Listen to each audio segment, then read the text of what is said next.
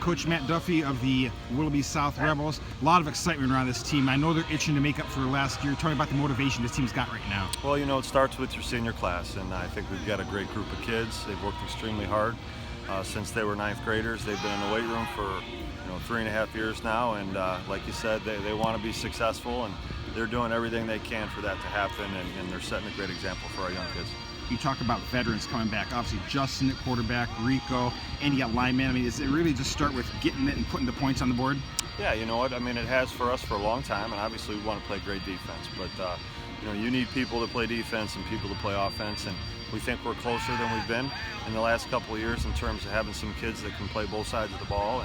And our philosophy has always been, that we want to be a high-paced, high-octane type of offense. And that really sets ourselves up for the type of defense we want to play as well. So, obviously we need that to happen, but we feel pretty good over the past few scrimmages. Our defenses look solid. Not where we need it to be, nor is our offense, but we're getting there, and we think we can be solid there too.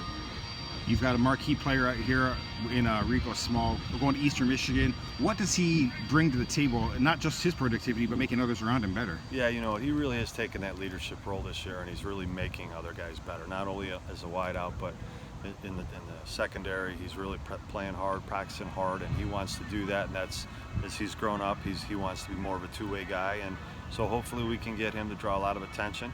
And if we can do that, then it allows for some other guys on the offensive side to get loose a little bit. One of the additions on this team this year is Jerry Hazard. Tell me about his position and what he brings to the table for this team. Yeah, he's been great. The first thing I'd say about Coach Haz is he's a relentless optimist, and it's refreshing. He's always positive. He's always talking to the kids and raising the level of the kids up. And for us, scheme-wise, a lot of it's similar, but we've kind of meshed and molded our two schemes together to really make it kind of our own Willoughby South little deal. And the kids, the kids love it, and the kids are understanding it. We've simplified things, and so I think he's working real well with the coaches and the kids, and hopefully good things to come with that.